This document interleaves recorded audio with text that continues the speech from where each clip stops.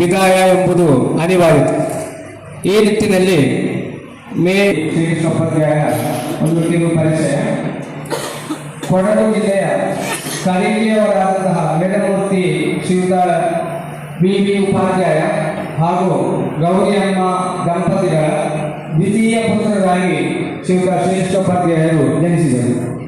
ಇವರ ಜನ್ಮಸ್ಥಳ ಪಂಜ ಸುಬ್ರಹ್ಮಣ್ಯ. ತಂದೆಯವರು ಕೊಡಗಿನವರಾದರೂ ಉದ್ಯೋಗದಲ್ಲಿ ಮಧೂರು ಶ್ರೀ ಕ್ಷೇತ್ರದ ಪ್ರಧಾನ ಅರ್ಚಕರಾಗಿ ಸೇವೆ ಸಲ್ಲಿಸುತ್ತಿದ್ದರಿಂದ ಶ್ರೀಕೃಷ್ಣೋಪಾಧ್ಯಾಯರ ವಿದ್ಯಾಭ್ಯಾಸವು ಮಧೂರಿನ ಆಸುಪಾಸಿನಲ್ಲಿ ನಡೆಯಿತು. ಮಧೂರು ಜೂನಿಯರ್ ಬೇಸಿಕ್ ಶಾಲೆ, ಕೂಡ್ಲೂರು ಶ್ರೀ ಗೋಪಾಲಕೃಷ್ಣ ಪ್ರೌಢಶಾಲೆ, ಮೂಲಿಕೆಯ ಹೈಯರ್ ಸೆಕೆಂಡರಿ ಶಾಲೆಗಳಲ್ಲಿ ವಿದ್ಯಾಭ್ಯಾಸವನ್ನು ಪೂರ್ತಿಗೊಳಿಸಿದ ಬಳಿಕ ಮಡಿಕೇರಿಯಲ್ಲಿ ವೃತ್ತಿಪರ TCH ತರಬೇತಿಯನ್ನು ಪೂರ್ತಿಗೊಳಿಸಿದರು. ಸ್ವಾಮೀಜಿ ಶಾಲೆಯಲ್ಲಿ, ನಂತರ ಅಡೂರು ಪಾಂಡಿ ಶಾಲೆಗಳಲ್ಲಿ ದಿನವೇತನದ ಆಧಾರದಲ್ಲಿ ತಮ್ಮ ಅಧ್ಯಾಪನ ವೃತ್ತಿಯನ್ನು ಪೂರೈಸಿದರು. ನಂತರ ಉಪ್ಪಳದ ಕೋಡಿಬೈಲು ನವೋದಯ ಶಾಲೆಯಲ್ಲಿ ತಮ್ಮ ವೃತ್ತಿ ಜೀವನಕ್ಕೆ ಪ್ರವೇಶಿಸಿದರು. ವೃತ್ತಿ ಜೀವನದ ಎಡೆಯಲ್ಲಿ ಮಧೂರಿನ ವಸಂತವೇದ ಪಾಠಶಾಲೆಯಲ್ಲೂ ತಂದೆಯವರ ಕೈಗೊಳ್ಳಲು ವೇದಾಧ್ಯಯನ ಮಾಡಿ ತಂದೆಯ ನಂತರದ ಅರ್ಚಕ ಸ್ಥಾನ ನಿರ್ವಹಿಸಲು ತಾನು ಕೂಡ ಸೈ ಎಂಬುದಾಗಿ ಎನಿಸಿಕೊಂಡರು. 15 ವರ್ಷ ನವೋದಯ ಶಾಲೆಯಲ್ಲಿ ಸೇವೆ ನಿರ್ವಹಿಸಿದ ಬಳಿಕ ಅದಕ್ಕೆ ಕಾಲ ಕೂಡಿ ಬಂತು. 1995ರಲ್ಲಿ ದೇವಸ್ವಂ ಇಲಾಖೆಯವರು ಪ್ರಧಾನ ಅರ್ಚಕ ಹುದ್ದೆಗೆ ಅರ್ಜಿಯನ್ನು ಕರೆದಾಗ ಇವರು ಅರ್ಜಿಯನ್ನು ಸಲ್ಲಿಸಿದರು.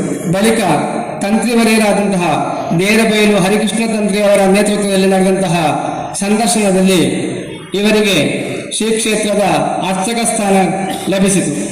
ಏಪ್ರಿಲ್ 26, 1996ರಲ್ಲಿ ಅರ್ಚಕ ವೃತ್ತಿಗೆ ಪ್ರವೇಶಿಸಿದ ಇವರು ಯಶಸ್ವಿಯಾಗಿ 30 ವರ್ಷಗಳ ಸೇವೆಯನ್ನು ಪೂರ್ತಿಗೊಳಿಸಿ 2025 ಮೇ 30ರಂದು ನಿವೃತ್ತರಾಗಲಿದ್ದಾರೆ.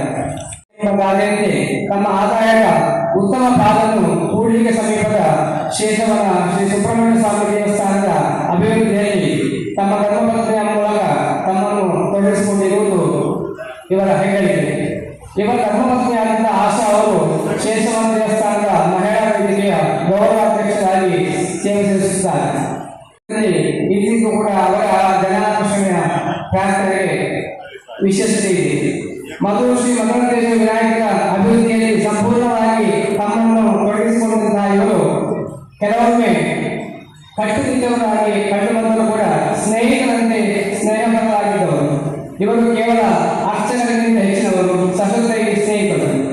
ಈ ವರ್ಷ ಪ್ರಧಾನ ಅರ್ಚಕರ ಸೇವೆಯಿಂದ ನಿವೃತ್ತರಾಗಿರುವಂತಹ ಇವರ ನಿವೃತ್ತ ಜೀವನವು ಸುಖ ಶಾಂತಿ ಸಮೃದ್ಧಿಯಿಂದ ಕೂಡಿಕೊಂಡಿರಲೆಂದು ಶ್ರೀ ದೇವರಲ್ಲಿ ಪ್ರಾರ್ಥಿಸಿಕೊಂಡು ಇವರ ಪ್ರೋತ್ಸಾಹ ಮಾರ್ಗದರ್ಶನ ಸದಾ ಹೀಗೆ ಮುಂದುವರಿದೆ ಎಂಬುದಾಗಿ ಹಾರೈಸಿಕೊಂಡು ನಾವು ಇಂದು ಪಡ ಮಾಡಿರುವಂತಹ ಈ